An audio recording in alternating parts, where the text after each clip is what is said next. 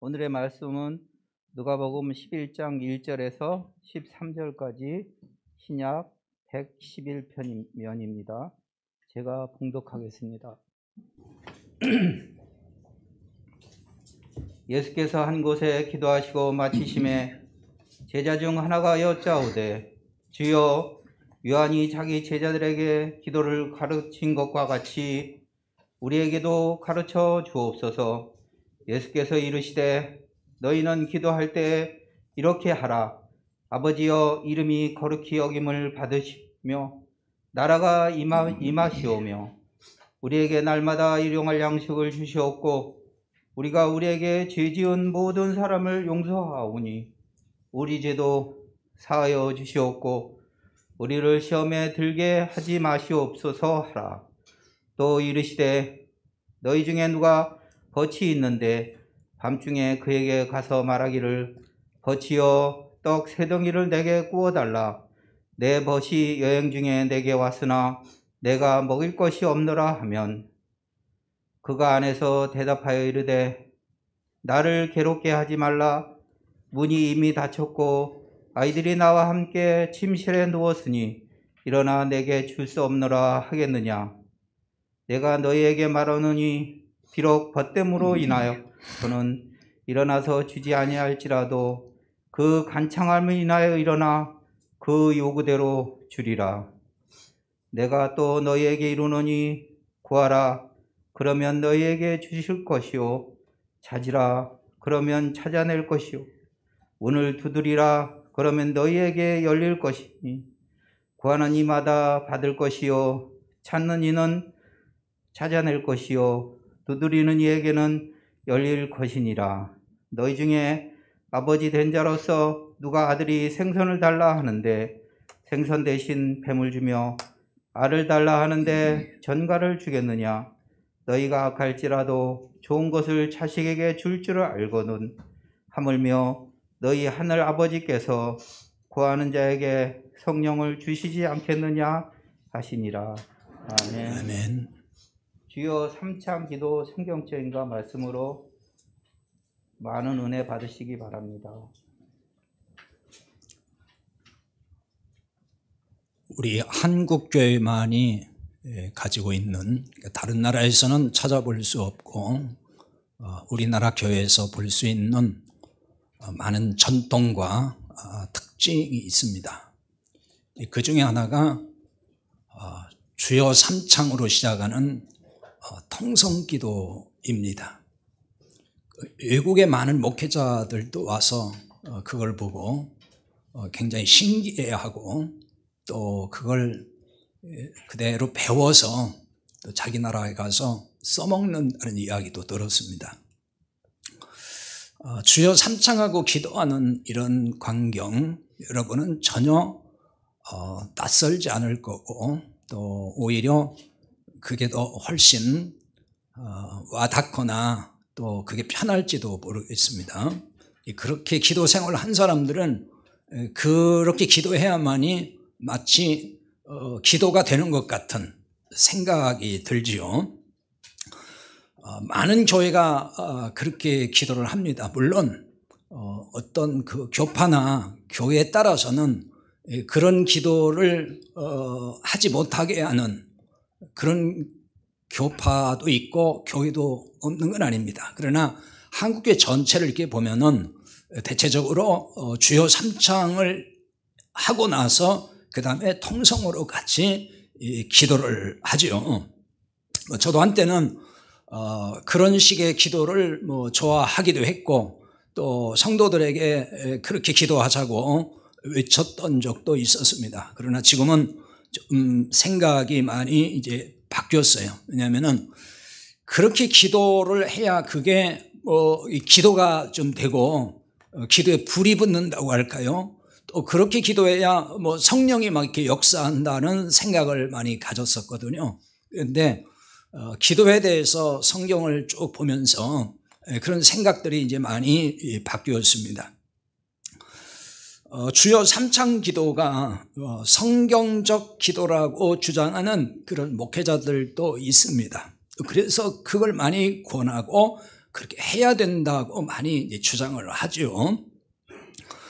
이들은 나름대로 그 성경의 근거를 분명히 제시를 합니다. 이를테면은 다니엘서 이제 9장 19절 같은 말씀인데요. 거기에 보면은 이렇게 나와 있죠. 주여 들으소서, 주여 용서하소서, 주여 귀를 기울이시고 행하소서, 지체하지 마옵소서, 나의 하나님이여 주 자신을 위하여 하시옵소서. 이런 말씀이 있어요. 이제 이 말씀은 다니엘이 하나님께 이스라엘의 회복을 위해서 기도한 내용입니다. 그런데 여기 주여 들으소서, 주여 용서하소서, 주여 귀를 기울이시고 행하소서. 그러니까 주여 주여가 지금 3번 나왔어요. 근데 그게 연거푸 막 3번 한 게 아니고 계속 이거는 지금 기도하는 내용이에요. 그러니까 주여 3창을 했다는 게 아니고 지금 한 단락 한 단락 지금 기도가 이어진다고 보시면 되는 겁니다. 그냥 기도한 내용이에요. 구약에 보면은 그 부르짖어 기도했다는 표현이 자주 나와요. 그래서 또 그런 걸 근거로 해서 하나님 앞에 막 주여 주여 부르짖으면서 기도해야 된다고 이제 주장하는 근거로 제시할 때가 많이 있어요. 예를 들면은 많이 아는 얘기고 많이 들었을 거예요. 그러니까 기도를 강조할 때 많이 하는 성경인데 예레미야 33장 3절에 너는 내게 부르짖으라 내가 네게 응답하겠고 네가 알지 못하는 크고 비밀한 일을 네게 보이리라 그랬죠. 기도를 강조할 때는 이 말씀을 많이 사실은 인용을 한단 말이에요. 하나님께 부르짖고 기도하면 하나님 응답한다고 하지 않았느냐. 그러니까 부르짖고 기도하십시오. 그러니까 그 부르짖는다는 말을 굉장히 크게 소리 지르면서 기도하는 걸로 해석을 하는 거예요. 그리고 또 그거를 마치 주여 주여 막 크게 부르면서 삼창을 하고 기도하는 것으로 그렇게 적용을 한다는 거죠. 근데 사실 여기 그 부르짖다라는 말에 그 히브리 원문에 보면은 우리가 생각하는 것과는 조금은 다른 얘기예요. 이거는 카라라는 이 동사인데 부른다 그런 얘기입니다. 그냥 부른다. 그 부른다는 게 막 소리를 높여서 막 소리질러 부른다는 게 아니고 집사님 이렇게 부른다 그 말이에요. 장로님, 집사님, 아버지 뭐 이렇게 지금 부른다 그 얘기지 소리를 팍 질러가면서 부른다는 얘기가 아니에요. 그냥 부른다는 거예요. 그래서 이 말이 소환하다는 뜻이 있어요. 소환. 그러니까 소환이라는 건 이리 좀 오세요 그 말이거든요. 예. 집사님 이리 좀 오세요. 이게 또 초대한다는 말이 있어요. 우리 집에 좀 오세요. 이를테면 이런 거란 말이에요 지금. 예. 그런데 이거를 막 소리 지른다는 뜻으로 이해를 하는 거예요. 왜냐하면 번역을 그렇게 해놔서 그래요. 부르짖는다고 번역을 해놨기 때문에 부르짖는다는 건 어쨌든 소리를 크게 내는 거잖아요. 이런 문제가 이제 바로 이 번역상의 문제에서 이런 그 오해가 되는 거죠. 그러니까 이것을 이 말씀은 너는 내게 부르짖으라 내가 네게 응답하겠다는 이 말씀은 내가 나를 부르면은 내가 여기 있다고 대답할게 그 말이에요. 하나님 이렇게 부르면 하나님이 그래 나 여기 있어 뭐 할 얘기 있어? 이런 얘기인 거예요. 쉽게 말하면은 소리를 막 질러대라는 얘기가 아니고 하나님 이렇게 부르면은 하나님이 나 여기 있는데 왜 그래 이렇게 그런 얘기인 거예요. 그러니까 이거를 주요 3창의 근거로 제시하면은 그건 넌센스가 되는 거죠. 자, 그러므로 너는 내게 부르짖으라 내가 네게 응답하겠다라고 하는 이 말씀을 그런 식으로 막 소리를 질러서 기도해야 된다는 식으로 그 이해를 그렇게 하면은 좀 잘못 아는 것이 되는 거예요. 근데 이 주여 3창을 하면서 기도하는 게 뭐 처음에는 어떤 간절함의 표현으로 그렇게 시작을 했는지 모르겠어요. 이게 언제부터 했는지 뭐 저도 잘 모르겠어요. 뭐 여러 설이 있어요. 하지만 지금은 이제 세월이 지나면서 제가 그런 기도하는 장면과 또 그런 현장에서 이렇게 느끼는 게 뭐냐면요. 그 간절함에서라기보다는 앞에 인도자가 주여 3창으로 기도합시다. 그러니까 그냥 덮어놓고 주여 주여 주여 이러고만 한단 말이에요. 그러니까 하는 사람도 지금 왜 그렇게 하는지 모르는 것 같아요. 제가 볼 때는 하라고 하니까 그냥 냅다 소리를 지르는 거란 말이에요. 그러니까 별 의미 없는 구호로 전락이 됐다는 거죠. 또 그 집회의 어떤 뜨거운 분위기, 기도의 어떤 분위기를 만든다고 할까요? 그러니까 그거를 만들기 위해서 인위적으로 조성하는 용도로 지금 그냥 쓰는 것이 아닌가, 이런 생각까지 든단 말이에요. 그렇게 얘기하면은 너무 그 지나친 얘기다 뭐 그럴지 모르지만은 사실 이게 오늘날 하는 걸 보면 그런 걸 느낀단 말이에요. 어떤 데 가서 보면은 그냥 우리 주여 삼창합니다 하면은 뭐 어떤 사람들이 그냥 주여 주여 주여 이러고 말아요 그냥. 그리고 어떤 데는 그냥 주여 한번 합시다 또 그러고. 그게 뭔가 그 기도를 할 때에 그렇게 시작하는 것이 굉장히 어색하지 않습니까? 가만히 있던 사람은 갑자기 주여 주여 이렇게 하라고 하니까 굉장히 어색하다는 얘기죠. 성경이 가르치는 기도를 잘 모르는 데서 그 왜곡된 기도의 형태가 사실은 많이 나와요. 우리도 잘 모르는 기도의 어떤 왜곡된 모습들이 많이 있단 말이에요. 그 성경에 나와 있는 기도의 가르침을 정확하게 잘 모르고 이해를 못해서 나오는 현상이거든요. 자, 오늘 본문 5절부터는 기도를 많이 하는 많이 오해하는 내용 중 하나예요. 기도에 대한 오해를 많이 하는, 그러니까 하나님께 떼쓰듯이 부르짖고 기도하면은 응답이 있다는 식으로 오해하는 말씀이에요. 오늘 본문 5절에서 8절이 바로 그런 말씀일까 하는 점입니다. 어떤 사람에게 오늘 말씀은 이런 거죠. 밤중에 친구가 찾아왔어요. 이 친구가 여행 중에 왔는데 대접할 음식이 없어요. 그래서 친구 집에 가서 떡 3덩이를 구워달라고 사정했다는 얘기죠. 그러면 그 떡을 내줄 친구가 야, 나를 좀 괴롭히지 마. 지금 몇 시인데 와서 이렇게 떠들고 뭘 떡을 달라고 해. 나 괴롭히지 마. 문 이미 다 닫았고 우리 아이들도 다 자고 있고. 응? 그러니까 거절하겠느냐, 그런 말을 하면서 거절하겠느냐는 얘기예요. 지금 말씀이 거절하겠느냐. 비록 친구라는 이유로는 그 청을 들어주지 않을지라도 그 간청하는 것 때문에 요구대로 준다 하는 말씀이 지금 나와 있단 말이에요. 그러니까 이 간청하는 것을 떼쓰듯 기도하는 걸로 오해를 하고 있다는 얘기예요. 하나님께 떼를 쓰면 하나님이 귀찮아서라도 기도를 들어준다는 식으로 생각하게 만드는 거죠. 그냥 막 덮어놓고 떼쓰면은 하나님이 그냥 귀찮아서라도 알았어 줄게 이렇게 한다는 식으로 오해하게 만들어요. 그래서 어떤 사람들은 이런 데서 그 주여 삼창의 근거를 찾기도 한단 말이에요. 그렇게 막 처음부터 그냥 소리를 지르면서 간절하게 하나님을 불러야 하나님이 응답을 해준다, 이런 논리죠.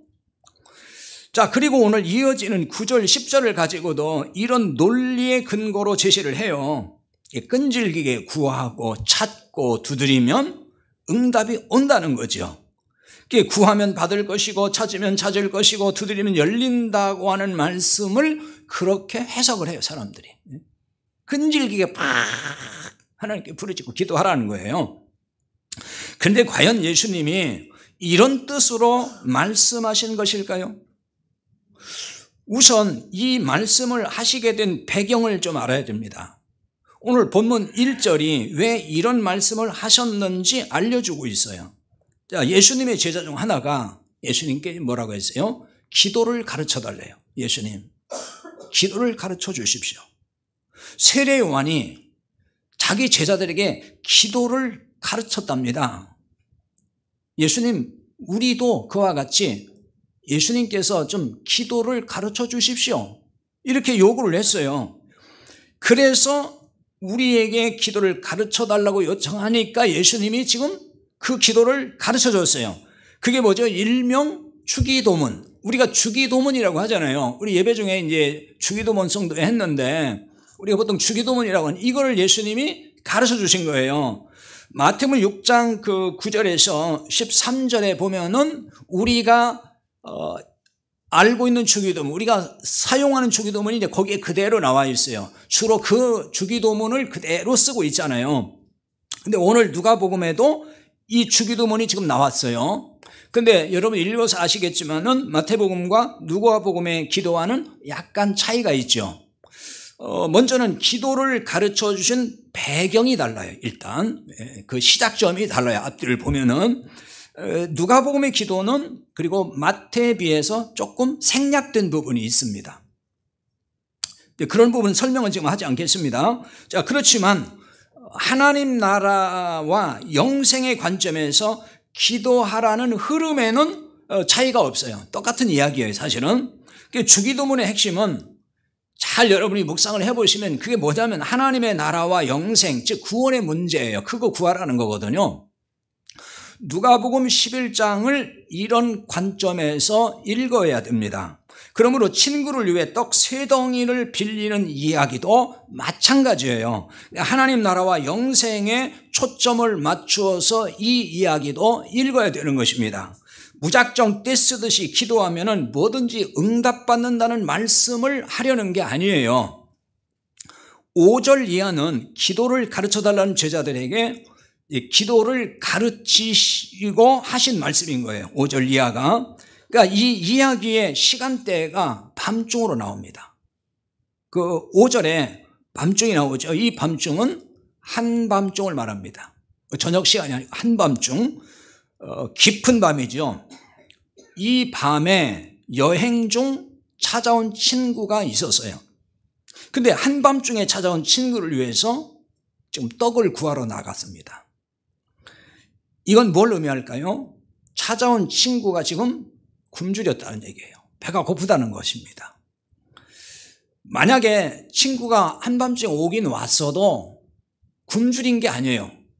배고프지 않아요. 나 저녁 먹었어. 나 안 먹었어도 괜찮아. 그러면은 굳이 떡을 구하러 나가지 않았겠죠. 근데 굶주려 있다는 얘기가 되는 거예요. 예수님은 찾아온 친구가 밤중에 왔다면서 이 시간대를 밤중으로 설정했다는 데 주목할 필요가 있어요. 한밤중이라는 시간대를 설정한 것은 어떤 의도가 있지 않겠어요? 예수님 말씀할 때는 그냥 덮어놓고 말씀하는 게 아니에요. 뭔가 다 거기에 뜻을 담아서 말씀하는 거죠. 한밤중이라는 이 시간대에 담고 싶은 뜻이 있을 것이라는 말씀이에요. 성경에서 밤중이란 말은 어떤 의미를 나타낼까요? 성경에서 밤이나 어둠이 의미한 바를 다양하게 사용해요. 그 다양한 여러 가지 사용을 소개하지 않겠습니다. 그중 하나, 오늘 말씀과 관련해서 보면 그중 하나는 구원받기 이전의 상태를 말합니다. 그걸 표현할 때 밤중, 어둡다고 하는 거예요. 에베소 5장 8절에 보면 이렇게 나오죠. 너희가 전에는 어둠이더니 이제는 주 안에서 빛이라 그랬어요. 전에는 어둠이라 그랬어요. 전이 어떤 전이에요? 구원받기 이전을 말하는 거예요. 구원받기 이전에는 너희가 어둠에 있었다는 겁니다. 그러나 이제 구원받은 이후에는 주 안에서 내가 빛이다. 빛 가운데 있다는 말씀이 되는 것입니다. 그래서 어둠에 있지 않습니다. 빛이신 주님이 우리 안에 오신 거잖아요. 주님과 내가 연합됐잖아요. 그러니까 우리는 어둠에 있지 않아요. 빛 가운데 있는 거예요. 데살로니가전서 5장 4절 5절에도 말씀이 똑같은 말씀인데요. 형제들 너희는 어둠에 있지 아니하매 그날이 도둑같이 너희에게 임하지 못하리니 너희는 다 빛의 아들이요 우리가 밤이나 어둠에 속하지 아니하나니 그랬어요. 너희는 어둠에 있지 않다. 빛의 아들이니까 어둠에 있지 않습니다. 구원받지 못한 자가 그럼 어둠에 있다는 얘기인데, 그럼 어둠에 있다는 말은 바꿔 말하면은 그 안에 빛이 없다는 얘기잖아요. 빛이신 그리스도가 없다는 것이고, 또 바꿔 말하면은 진리이신 그리스도가 없는 사람을 말하는 거예요. 바꿔 말하면 또 이거는 말씀의 떡이 없는 사람인 거예요. 예수님이 요한복음 6장에서 생명의 떡이라고 했잖아요. 말씀의 떡이에요, 예수님이. 그 떡이 없는 사람, 생명의 떡이 없는 사람인 거예요. 그게 밤중에 있는 사람, 밤에 있는 사람이라는 거예요. 이렇게 보면은 밤중에 찾아온 친구는 말씀의 떡이 없는 사람, 복음이 없는 사람이란 뜻이 되는 것입니다. 이 친구는 여행 중에 왔다 그랬어요. 여행 중에. 여기 벗이라고 했는데 그게 친구입니다. 그 친구에 대한 설명은 좀 이따 할 건데요. 이 친구가 여행 중에 왔어요. 근데 여행이란 말은 이 단어가 호도스라고 하는 단어인데요. 이게 이런 뜻이 있어요. 대로, 넓은 길, 큰 길, 하이웨이. 이 단어가 그런 뜻을 가지고 있어요. 이 뜻으로 보면은 말씀의 떡, 복음이 없어서 넓은 길을 가는 사람이라는 뜻이 되는 거예요. 그런 길을 걷고 있는 사람. 넓은 길이 아시죠? 무슨 얘기인지? 그 길을 걷고 있는 사람이라는 거예요. 그래서 여기 이제 벗이라는 말은 필로스라는 단어인데 친구라는 뜻이에요. 근데 이게 사랑한다는 말로 많이 쓰는 말입니다. 사랑한다는 용어예요. 그러니까 필로스. 우리가 흔히 생각하는 그 평범한 친구가 아니에요. 그러니까 유대인이 생각하는 친구와 우리 개념에서 친구와는 많이 달라요. 우리는 그냥 조금 이렇게 안면이 있고 조금 가깝게만 지내도 내 친구야 이렇게 얘기하잖아요. 다 친구라고 한단 말이에요. 그런 친구를 말하는 게 아니에요. 어느 정도냐? 요한복음 15장 13절에 보면은 사람이 친구를 위하여 자기 목숨을 버리면은 이보다 더 큰 사랑이 없나니 그래요. 예수님께서. 그러니까 목숨을 내놓을 수 있는 관계가 친구라는 거예요. 이게 유대인들이 생각하는 친구 개념이에요. 우리가 생각하는 친구와 많이 다르죠. 그러니까 본문에서 말하는 친구는 이 정도로 친한 관계를 의미하는 것입니다. 여러분이 진정 아끼고 사랑하는 사람이 있습니까? 그 사람이 바로 여러분의 친구인 거예요. 정말 아끼고 사랑하는 사람. 이건 나이와 상관이 없어요. 성별도 상관없어요. 정말 여러분이 아끼고 사랑하는 사람은 그 누구냐? 성경으로 보면 성경적으로 보면 그게 친구인 거예요. 그래서 누가복음 12장 4절에도 보면은 예수님은 제자들에게 내 친구라고 하셨어요. 어떻게 예수님과 친구가 될 수 있어요? 제자들이 스승과 제자인데 친구라고 그래요. 바로 이 개념이라는 거예요. 친구예요, 친구. 그게 진짜 생명을 주기까지 사랑하는 관계란 뜻이에요. 그러니까 예수님이 친구라고 하는 말은 내가 너를 위해서 생명을 주는 자야, 그 말을 하는 거예요. 그러니까 그냥 단순히 너하고 나하고 가깝게 지내니까 친구야, 그 말을 하는 게 아니란 말이에요. 여러분이 이 정도로 사랑하는 사람이 있습니까? 그런 사람이 누굽니까? 그게 친구예요. 그 친구가 누구냐는 말이에요. 그런데 그 사랑하는 사람이 모두 다 빛 가운데 있고 진리의 길을 가고 있나요? 여러분이 정말 사랑하는 사람이에요. 근데 그 사람이 빛 가운데 있어요? 그리고 정말 진리의 길을 걷고 있나요? 넓은 길이 아니라?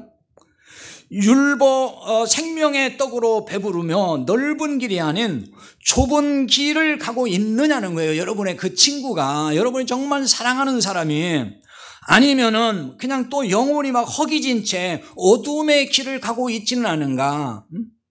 그런 사람은 아닌가요? 이런 친구에게 여러분이 해줄 수 있는 것이 뭡니까? 뭘 해줄 수 있어야 되는 거예요? 뭘 줘야만 정말 사랑하는 걸까요? 진정한 친구의 사랑이 뭐냐는 거예요. 진정 사랑하는 친구라면은 생명의 떡을 줄 수 있어야 돼요. 이 복음을 줄 수 있어야 된다 그 말이에요. 그러니까 아무리 인간적으로 뭐 내가 희생을 해주고 잘해주고 만날 밥 사주고 뭐 아껴주고 뭘 도와주고 그래도 그에게 생명의 떡을 줄 수 없다면은 주지 않는다 그러면 그것은 성경적으로는 진짜 사랑하는 게 아니에요. 성경이 말하는 사랑은 그런 사랑이지 그냥 인간적으로 조금 잘해주고 뭐 동정 좀 해주고 뭐 좀 도와주고 그거 얘기하는 게 아니에요. 교회에서 우리가 사랑하지만 그런 사랑을 성경이 하라는 게 아닙니다. 진정한 사랑의 의미를 잘 알아야 돼요. 자, 그러면 어떻게 떡을 줄 수가 있을까요? 허기진 친구가 밤중에 찾아왔는데 자기 집에 줄 떡이 없어요. 유대인은 원래 손님을 극진히 대접하는 풍습이 있습니다. 그래서 먹던 것으로 대접하지를 않아요. 다 새 것으로, 새 떡을 만들어서 대접을 합니다. 그게 유대인의 풍습이에요. 우리도 그런 그 미풍양속이 있잖아요. 지금도 뭐 그렇다고 보는데 지금은 뭐 그렇게 할 일이 별로 없을 것 같긴 한데, 과거에 손님이 어떻게 했습니까? 식은 밥 안 드렸어요. 다 새로 밥을 해서 새로운 밥 드렸잖아요. 그게 손님을 대접하는 거였어요. 지금은 뭐 다 그냥 식당으로 모시고 가니까 그렇게 할 일이 없지만은, 집에서 대접할 땐 전부 다 집에 뭐 해둔 밥이 없어서가 밥은 있지만은 다 새로 밥 해가지고 이렇게 대접을 했습니다. 그게 우리의 미풍이죠. 유대인들도 마찬가지죠. 꼭 그와 같은 거예요. 이 떡을, 빵이죠. 그들에게는 그걸 다시 새롭게 빚어서 만들어서 대접했다는 것입니다. 하지만 이 사람 집에는, 오늘 본문에 나오는 이 사람 집에는 먹고 남은 떡은 좀 있을지 몰라도 새 떡이 없다는 거예요. 지금 새로 만든 떡이. 자기 집에 찾아온 친구를 위해서 잘 이렇게 대접할 능력이 지금 안 된다는 겁니다. 그래서 옆에 친구에게 떡 3덩이를 구워달라고 했다는 거예요. 그런데 왜 꼭 떡 3덩이일까 하는 것입니다. 미안하니까 1덩이만 좀 달라고 하지. 당시 떡 2덩이 정도가 유대인 성인의 한 끼 식사량이라고 그래요. 그러니까 3덩이인 이유는 허기진 사람이잖아요. 그러니까 부족하면 더 주고 싶어서 1덩이를 더 요구한 것으로 그렇게 보입니다. 그리고 그 친구의 집에 떡 3덩이가 있다는 걸 그럼 어떻게 알았을까? 그게 딱 얘기하잖아요. 떡 3덩이 좀 주시오. 얘기하잖아요. 유대인의 그 서민들은 여러 가구가 모여가지고 함께 떡을 굽는다 그래요. 저녁 때 이렇게 떡을 굽을 때도 다 이렇게 모여가지고 아마 공동으로 하는 데가 있는가 봐요. 그래서 이웃집에서는 떡을 얼마나 굽는지, 옆에 사람은 떡을 얼마나 또 만드는지 이거를 전부 다 안다는 거예요. 서로가 3개 굽는지 10개 굽는지 뭐 또 여유 있게 많이 또 떡 만들어서 가져가는지 이거 다 안다는 것입니다. 떡을 빌리러 간 집에는 항상 새 떡에 그 여유가 있다는 것을 이 사람이 알았다는 얘기가 되는 거예요. 그러니까 그리 간 겁니다. 달라고. 나아가서 이 새 떡을 부탁하면은 들어줄 것을 믿었다는 뜻이 되는 거예요. 안 들어줄 거라고 하면 안 갔을 거 아니에요. 그 집에 들어줄 거다. 따라서 찾아온 친구에게 떡을 구해서 대접할 수가 있었다는 것입니다. 자, 이것이 우리가 영적으로 허기진 친구에게 생명의 떡을 주는 길입니다. 그러니까 새 떡이 풍성한 우리의 친구이신 예수님께 생명의 떡을 구해야 된다 그 말이에요. 예수님께 생명의 떡을 공급받아야만이 우리가 나눌 수 있다는 말입니다. 예수님은 떡 빌리는 걸 기도로 지금 비유하고 있는 거예요. 그래서 5절에 보면은 구워달라는 말이 나오죠. 이 구워달라는 얘기는 그냥 필요한 대로 공급해 달라 그런 뜻이에요. 원문의 뜻이 그런 거예요. 필요한 대로 나한테 공급해 주세요. 생명의 떡을 나누려면 우리에게 이 떡이 충분해야 되겠죠. 자, 여러분이 사랑하는 사람에게 생명의 떡을 주고 싶지 않습니까? 그런데 자신도 먹지 못해서 늘 허기져 있고 배고파한다 그러면은 누구에게 떡을 나눌 수 있겠습니까? 내가 지금 배고픈데. 우리 자신도 생명의 떡으로 배불러야 하지만은 언제든지 나눌 준비가 되어 있어야 돼요. 여분의 떡이 있어야 되는 거죠. 만약 떡을 빌리러 간 사람이 늘 새 떡을 준비해 놨으면은 떡을 구하러 갈 필요가 없겠죠. 자기 집에 늘 그 정도는 준비가 돼 있으니까. 갑자기 찾아온 손님에게 언제든지 떡을 공급할 준비가 안 되어 있었다는 말이 되는 거예요. 자, 여러분은 아무 때라도 이 생명의 떡을 나눌 준비가 되어 있습니까? 이렇게 준비되어 살아야 되는 거예요. 언제든지 내가 줄 수 있는, 상대가 배고픈 걸 알면 내가 줘야 되겠다, 이렇게. 그런 상태로 살아야 됩니다. 예수님은 본문 말씀에서 우리에게 생명의 떡을 구하라고 지금 하십니다. 그래서 3절에 우리에게 날마다 일용할 양식을 주시옵고 이렇게 가르친 거예요. 우리에게 일용할 양식을 주시옵고. 마태복음 6장의 주기도문에도 그게 나와 있고 여기 주기도문에 똑같이 나와 있습니다. 이거는 지금 육신의 양식이 아닌 생명의 양식을 날마다 구하라, 그런 뜻인 거예요. 먹을 거 구하라는 게 아닙니다. 지금 지난주일에도 살펴본 대로 누가복음 12장 29절에서 무엇을 먹을까 무엇을 마실까 어떻게 하라고요? 구하지 말라 그랬잖아요.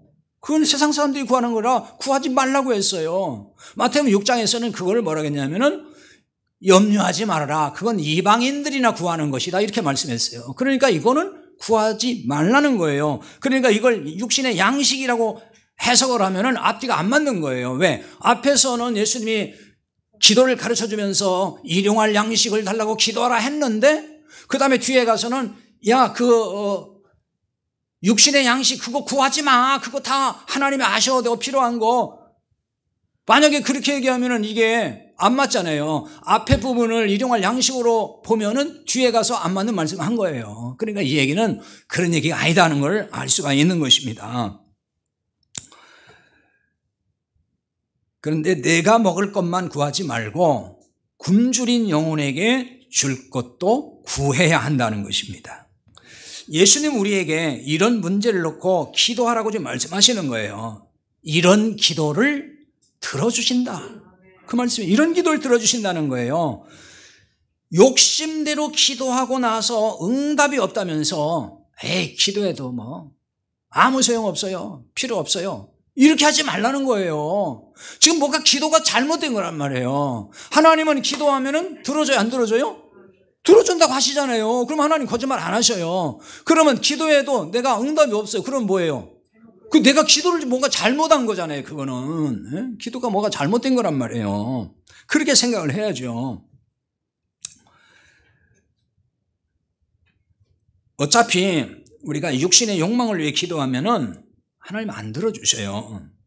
그런데 뭐든지 원하는 대로 믿고 기도하면 응답이 온다고 생각을 하고, 또 교회는 그걸 가르쳐요. 계속 믿음으로 기도하라는 거예요. 그러니까 응답이 없는 건 네가 믿음이 없어, 그러니까 믿음으로 기도하라. 그러니까 뭐라고 기도해요? 믿습니다, 믿습니다 그러잖아요. 그럼 믿음이 있는 줄 알고.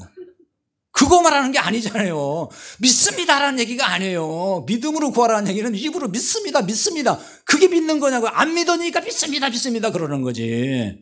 진짜 믿어지는 사람 믿습니다 안 해요. 믿어지는데 뭘 믿습니다 그래. 안 믿으니까 믿습니다, 믿습니다 그러는 거지. 우리가 정말 어떻게 기도해야 되는지, 어떤 기도의 방법이 그렇게 중요한 게 아니에요. 기도 응답이 올 때까지 막 떼쓰면서 막 강청하면서 기도하라 막 이런 얘기 하잖아요. 기도 응답이 없으면은 네가 기도를 더 많이 해야 된다. 그리고 강청, 그러니까 오늘 그 본문에 간청이라고 되어 있는데 지난 그 개역 성경은 강청이라고 되어 있었어요. 근데 그게 더 센 어감을 줘요. 간청보다는 강청, 강하게 요구하라. 그걸 우리말로 번역한 그대로 이해를 하니까 처음 사람들이 하나님 앞에 막 강하게 요청을 하고 막 떼를 쓰듯이 응답이 없으면 응답 받을 때까지 막 떼를 쓰고 저 막 산에 올라가서 막 소나무 막 뿌리를 뽑기까지 강청해라 막 이렇게 기도를 가르친단 말이에요. 그래도 응답이 없어요. 그래도 응답이 없어. 그러니까 나답해지는 거예요. 그러니까 바로 오늘 이 8절을 많이 인용을 해서 그렇게 기도를 가르친단 말이에요. 그 간청함을 인하여 일어나 그 요구대로 주리라. 그리고 이제 9절 10절을 인용해서 계속 구하고 찾고 두드리면 들어주신다라고 똑같이 이렇게 연결해서 그걸 이제 가르치죠. 칵 떼쓰며 기도하라고. 그래서 이제 주여 주여 외치면서 막 목이 터져라고 막 주시옵소서 주시옵소서 막 이런단 말이에요. 목이 터져라고. 근데 여러분, 기도의 응답은 이렇게 해서 받는 게 아니에요.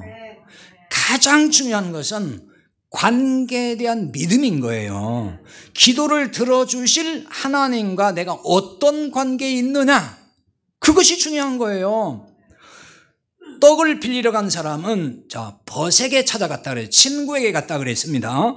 친구는 아까 앞에서 설명한 대로 그냥 잘 아는 정도의 이웃 관계가 아니에요. 뭐든지 줄 수 있는 관계, 그게 친구예요. 여기서 말하는 친구, 성경에 말하는 친구 그거 말하는 거예요. 이런 믿음이 있는 사이를 말하는 겁니다. 그러니까 한밤중이라도 뭐든지 내줄 수 있는 관계라는 얘기예요. 그 관계를 말하는 거예요. 그러니까 이런 믿음으로 찾아간 거지. 뭐 줄지 안 줄지 뭐 잘 모르지만 일단 시험 삼아 일단 가보자. 그렇게 간 게 아니란 말이에요. 어? 그렇게 간 게 아니에요. 반드시 준다는 믿음이 있었다는 거예요. 하나님이 우리를 친구 삼으시고 친구로 대하신다는 사실을 여러분 아십니까? 야고보서 2장 23절에 보면은 아브라함은 하나님의 벗이라고 칭함받았다는 말씀이 나와요. 하나님이 아브라함을 너 내 친구야 이렇게 하셨다는 거예요. 또 출애굽기 33장 11절에도 보면은 하나님이 모세와 친구같이 대면하여 말씀하셨다는 말씀이 있어요. 요한복음 16장 15절에 예수님이 말씀합니다. 너희를 종이라지 않고 친구라 하신다. 친구라고 하겠다. 친구라고 하겠다는 거예요. 그러니까 하나님은 구원받은 우리를 이렇게 대우하신다는 겁니다. 여러분 이게 무슨 말이냐면요. 하나님은 분명히 우리 아버지예요. 우리는 아들이에요. 그런데 어떻게 친구가 돼요? 이렇게 할지 몰라요. 근데 친구로 대하신다는 거예요. 아버지와 자식이 친구같이 친밀한 관계에 있는 사람들 있어요, 없어요? 있어요. 어떤 집은 아버지와 그 자식이 완전히 상하 관계에 딱 묶여가지고 불호령이나 하고 이해하는 관계, 추종 관계 같은 자식 관계가 있는가 하면은 어떤 집은 그 아버지와 자식이 친구 같아 항상. 친구로 지내. 그런 집 있잖아요. 아닌가 보네 전부 다. 연세가 드신 분들은 그 아버지하고 친구같이 지내신 분은 별로 없을 것 같아요. 저도 그랬으니까요. 저도 아버지가 늘 무서웠어요. 무서운 아버지. 잘못하면 매로 때리는 아버지. 그런 아버지예요. 그 친구가 절대로 아닌 거예요. 근데 요즘에는 젊은 세대는 자식하고 친구같이 진짜 지내더라고요. 친구같이. 하나님이 그렇게 하시는 거예요 지금. 우리를 그렇게 대접하신다는 거예요. 너는 내가 친구야. 내가 친구같이 너를 대우할게. 그런 얘기인 거예요. 자, 이렇게 하나님과 친밀한 친구 관계가 되면은 하나님께 내가 무엇을 구해야 하는지를 알게 된다는 거예요. 우리가 왜 친밀한 관계가 되면은 그 속속들이 알잖아요. 그 사람의 생각도 알고 그 마음도 알고 좋아하는 거 알고 싫어하는 거 알고 다 아는 거예요. 그러니까 하나님과 우리가 이렇게 친밀한 관계 속에서 지내게 되면은 하나님이 뭘 원하고 뭘 싫어하고 이런 거 안다는 거예요. 그때부터. 그래서 내가 이런 걸 구하면 안 돼. 하나님이 이런 걸 구하라고 했어. 이거 다 안다는 거예요. 그래서 구해야 할 거를 구하니까 하나님이 언제든지 기쁘게 응답해 주신다. 그 말씀인 거예요. 기도의 응답은 거기서 나오는 거예요. 그리고 언제든지 구할 걸 요청할 수 있는 관계란 말이죠. 그게 바로. 그러니까 한밤중에 가서 떡을 요청했다는 것이 이걸 말해주는 겁니다. 이 정도로 친밀한 관계라는 거예요. 그러니까 주님과 우리의 관계가 이 정도로 지금 친밀한 거예요. 그래서 여기 간청하다 하는 말이 이런 관계를 표현하는 겁니다. 지금 우리가 생각하는 그런 말이 아니에요. 이 간청하다는 말은 아나이데이아라고 되어 있는데 이 말은 무슨 얘기냐면은 부끄러움 없이 뻔뻔스럽게 달라고 한다는 얘기예요. 이게 아니 그러면 그게 어떻게 뻔뻔스럽게 달라고 하는데 그게 어떤 친밀한 관계입니까? 친밀하니까 그렇게 되는 거예요. 여러분 그렇지 않나요? 진짜 친한 관계, 정말 사랑하는 관계면요 뻔뻔할 정도로 그냥 이거 줘 그런다고요. 그거 달라고 요구한다니까요. 자식이 부모에게 어떤 데 뻔뻔하게 달라고 하잖아요. 잘한 것도 없으면서. 그렇죠? 그런 관계를 말하는 거예요. 지금 여기 간청하다는 얘기는 그런 뜻이다 그 말이에요. 그런 뜻인 거예요. 그러니까 진정으로 가까운 관계, 사랑하는 관계란 말이 되는 거예요. 다시 말하면 이거를 소통하는데 전혀 불편하지 않은 관계. 친밀하지 않으면 소통하기가 굉장히 힘들어요. 주저합니다. 이 말을 하면 또 오해할 텐데, 이 말을 하면 또 어떻게 받아들이고 이거 생각한다니까요. 근데 진짜 친밀한 관계는 그거 안 따져요. 그거 주저주저 안 해. 그냥 덮어놓고 얘기해요. 이거 줘. 이렇게 얘기한단 말이에요. 하나님과 우리와의 관계가 이런 관계라는 거예요. 이 간청하다는 얘기는 그런 말씀하는 거예요. 그러니까 이런 관계에서 정당한 것을 구했다는 거예요, 지금. 그거 말씀하는 겁니다. 그러니까 밤중에 찾아온 친구에게 떡을 주겠다고 구하는 것은 이게 지극히 정당한 일이에요. 이게 유대적 관습이에요. 이게 유대인들은 이제 손님이 오잖아요. 당연히 대접을 해야 돼요. 아주 풍성하게 해줘야 됩니다. 그렇지 않으면 욕을 먹어요. 동네 사람이 욕해요. 그게 그들의 관습이에요.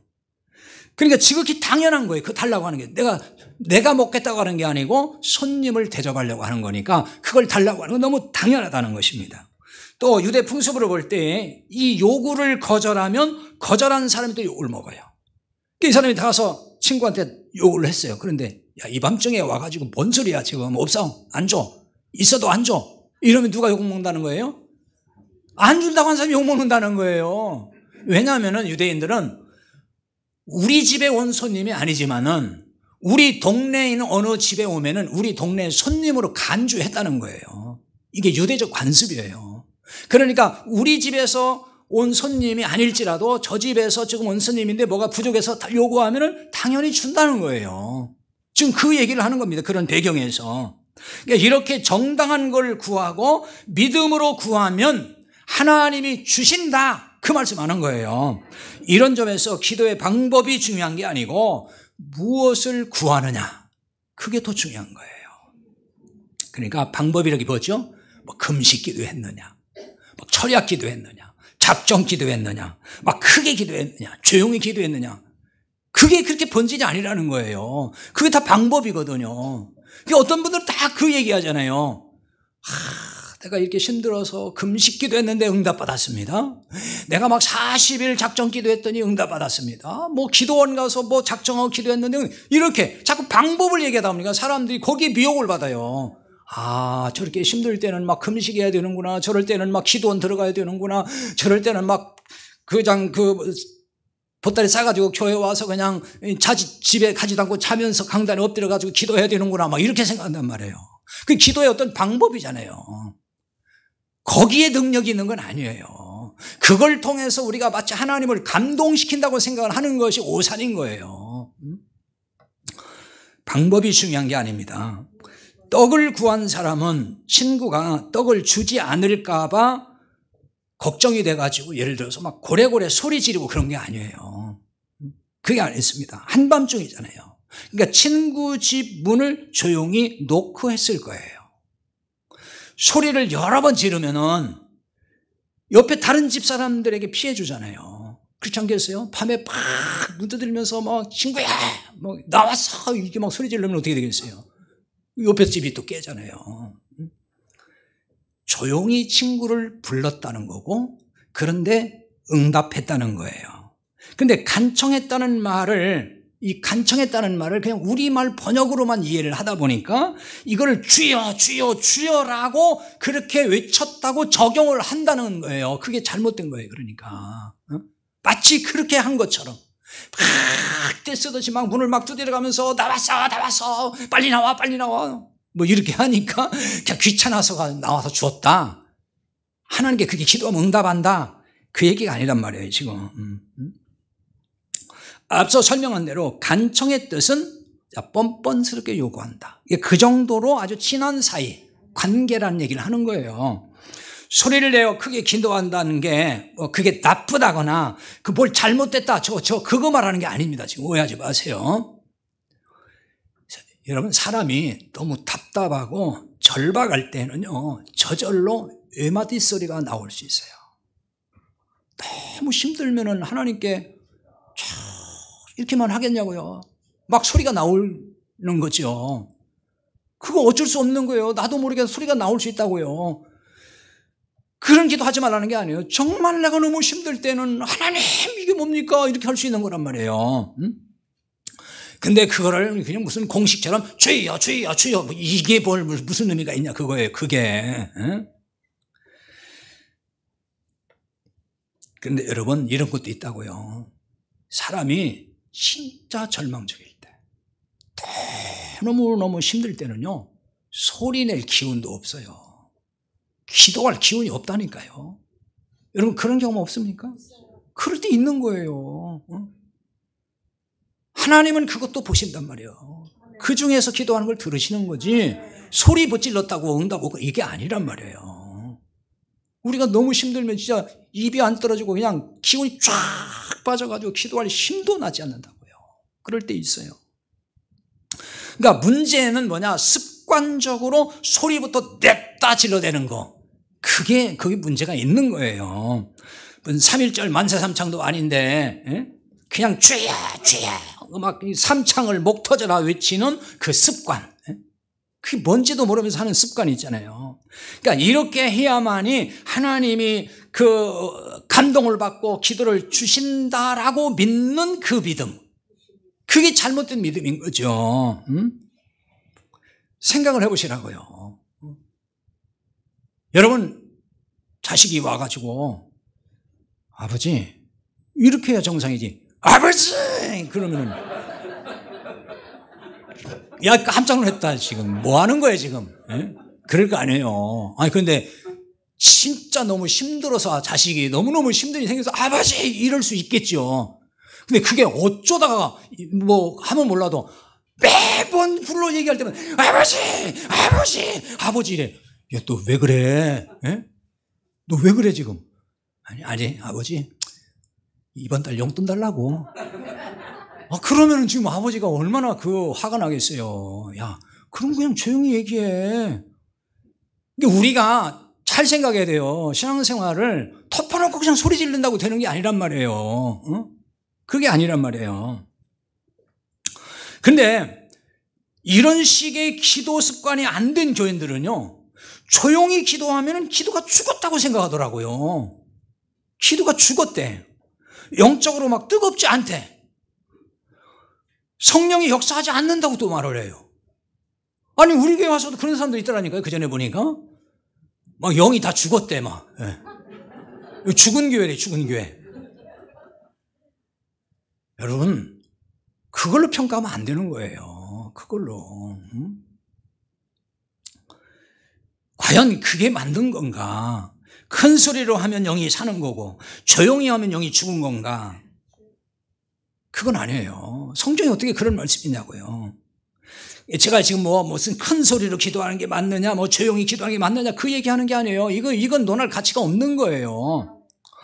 방법보다는 얼마나 정말 중심에서 간절하게 무엇을 위해서 믿음으로 기도하냐, 그게 더 중요하다는 거예요. 제가 지금부터 하는 얘기는요, 이 큰 소리로 기도하는 것 자체를 비판하거나 그게 무조건 잘못됐다는 얘기를 하는 거 아닙니다. 저는 어릴 때에 그 고향교회에서 부흥회를 하면은 꼭 참석을 했어요. 초등학교 때도. 그때는 아이들도 다 참석을 하게 만들기도 했어요.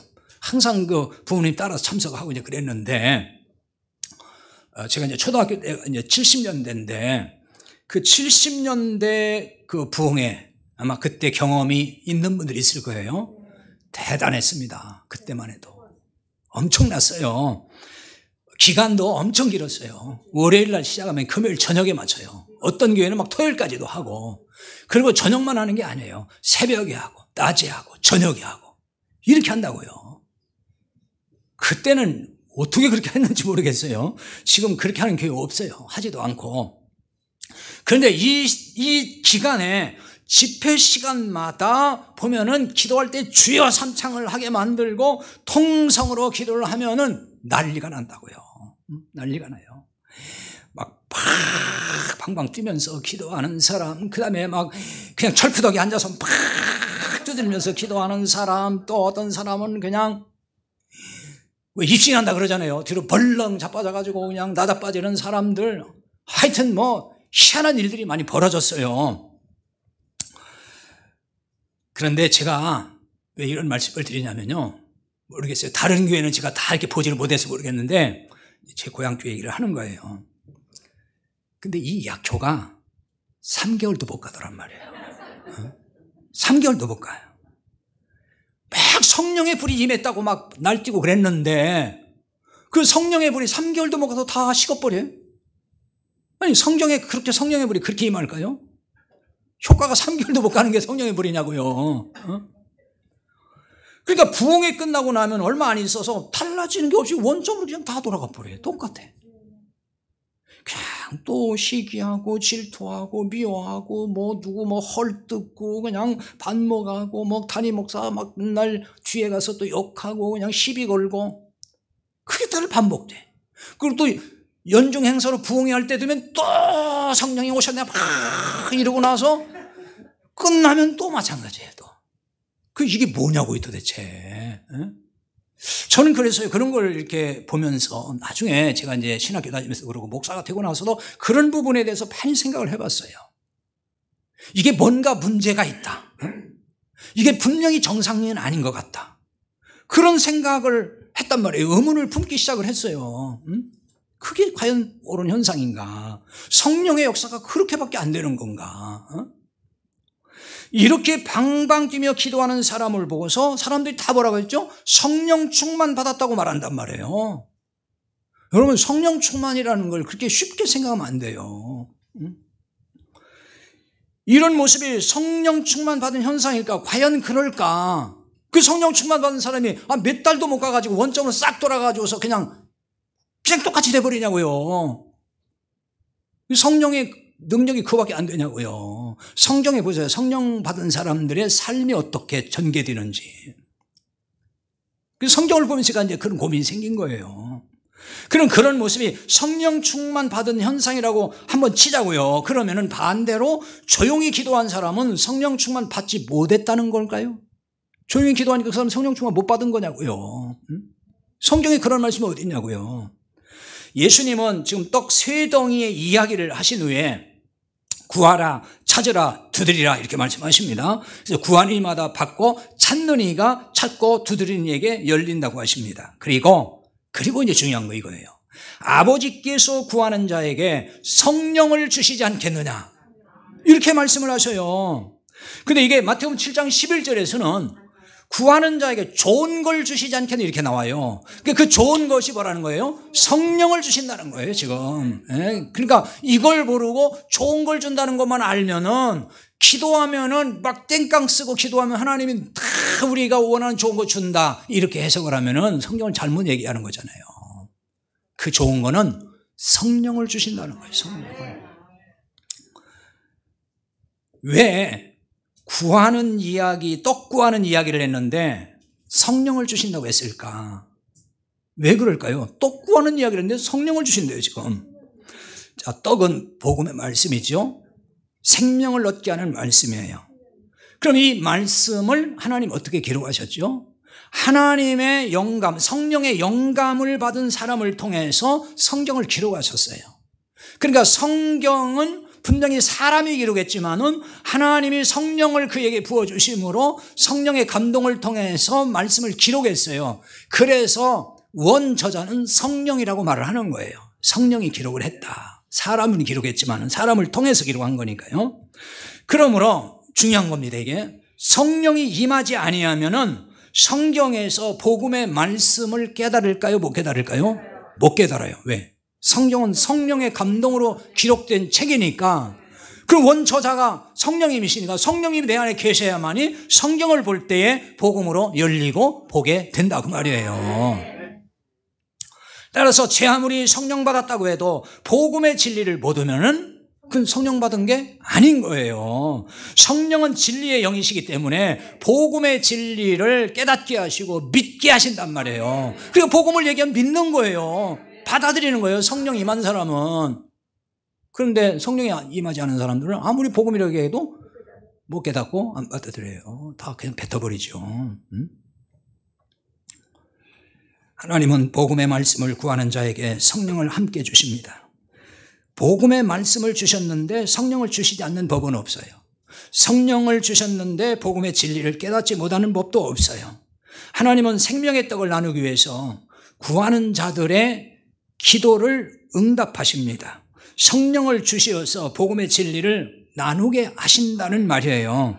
이것이 바로 하나님의 나라가 임하게 되는 것이에요.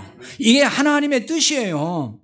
하나님 나라에 임하는 것이 하나님의 뜻이잖아요. 결국 주기도문에서 하나님의 뜻을 구하잖아요. 하나님 나라가 임하기를 기도하잖아요. 그 얘기하는 거예요. 지금 하나님의 나라를 추구하는 사람은 생명의 떡을 일용할 양식으로 구하게 되는 거예요. 그리고 굶주린 영혼에게 이 떡을 나누는 사람으로 살 것입니다. 여러분에게 찾아온 친구가 누굽니까? 여러분에게 친구가 누굽니까? 넓은 길을 걸으며 한밤중에 허기진 채 찾아온 사람 말이에요. 여러분에게 그런 사람이 주변에 없습니까? 이런 친구에게 생명의 떡을 나누는 우리 공동체가 될 수 있기를 바랍니다. 기도하십시다. 오늘 말씀 듣고 함께 말씀을 기억하며 기도하겠습니다. 하나님께서 우리에게 생명을 주셨습니다. 생명의 떡으로 우리는 배부른 자입니다. 근데 이 떡을 우리만 먹어서 되겠습니까? 나누어야 될 것이 아니겠습니까? 우리 말씀을 붙들고 기도하겠습니다.